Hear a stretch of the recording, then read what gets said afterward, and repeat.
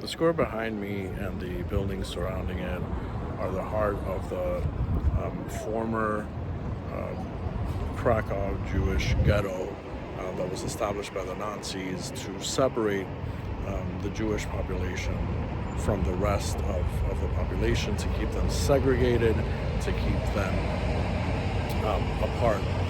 This was also the site where some of the most dehumanizing events took place. Like, it happened not just to Jews but to any human being. Their property was basically taken over, was confiscated. They were robbed of everything. They were rounded up here, and even in the surrounding areas, executions took place. The ghetto was disbanded in 1943. The process was that the Jewish population would be rounded up and sent to nearby concentration camps nearby Krakow.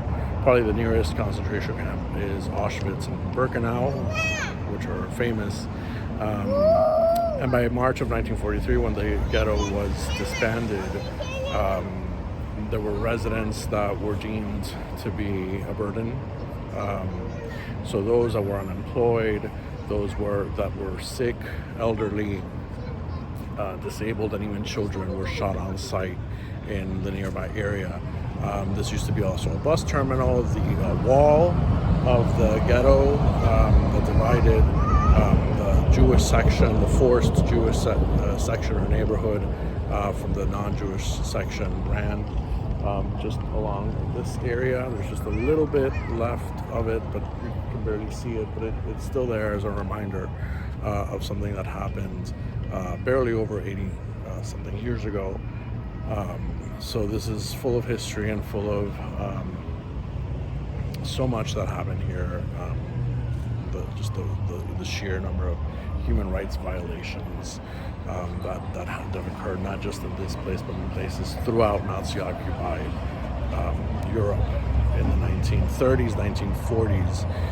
Nearby, if you keep going behind me, a few blocks is where Oskar Schindler's enamel factory was. That's the Oskar Schindler in Schindler's List, the film. It's famous for saving thousands of, or over 1,000 Jewish citizens of the area. So a lot of history here, and it really is a reminder. Now it's a bustling square. You have tourist groups, you have children running around, you have almost business as usual. So it's hard to even imagine that much horror happened in these areas. Again, within maybe our parents' or grandparents' lifetime.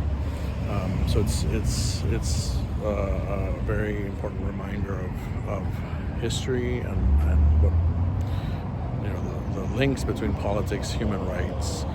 The chairs behind me are a memorial for those that lost their lives and everything they lost, not just their lives, their families, their property, their basic, not only rights, but their basic humanity that was robbed from them. So again, it's important that these sites stand to give us an insight and to give us a palpable sense of what our history was and what impact political decisions can have